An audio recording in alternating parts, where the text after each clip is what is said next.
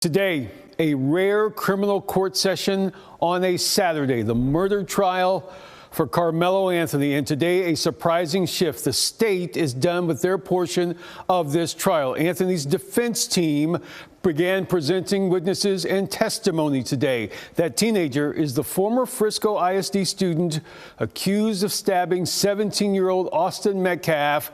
He also a student of that school district at a high school track meet back in April of 2025. That youngster, Austin Metcalf, he died from those injuries. The prosecution over 3 days called more than 20 witnesses, most of them teenagers, some of them actually crying while testifying. Today, our Don White, covering the trial, reports the final witness from prosecutors was an adult who identified Austin Metcalf's official cause of death. Some of the most gripping testimony was from the medical examiner's office here at the Collin County Courthouse. The judge warned the courtroom this information would be graphic, and that is when Austin Metcalf's family left the room. Collin County Chief Medical Examiner Dr. Elizabeth Ventura testified Metcalf was stabbed through the heart. She described the wound as gaping, 2.5 inches in length, and not survivable. Prosecutor Bill Worski showed 4 autopsy photos to the jury. Several jurors appeared emotional and put a hand over their mouth.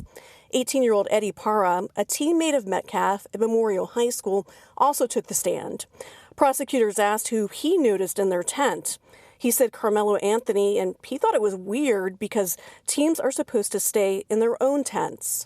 Parra broke down on the stand when describing the stabbing, saying he noticed blood and a hole in Metcalf's chest, and Metcalf started screaming for help.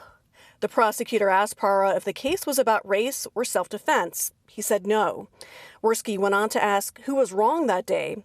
Parra said Karmelo and that he didn't have a reason to stab Metcalf. Another witness said he didn't believe the stabbing was in self-defense, saying that's lethal force against non-lethal force. The defense called Centennial High School track coach Adam Linwood to the stand. He said kids often go into other teams' tents to mingle. Prosecutors asked if an athlete should have a knife at a track meet, and the coach said no. Anthony's defense team argued he acted in self-defense and says at the time of the fatal stabbing, Frisco ISD had no policy barring athletes from going into other teams' tents. Anthony faces 5 to 99 years in prison if convicted, or a life sentence. The trial will resume at 9 a.m. on Monday with more defense witnesses.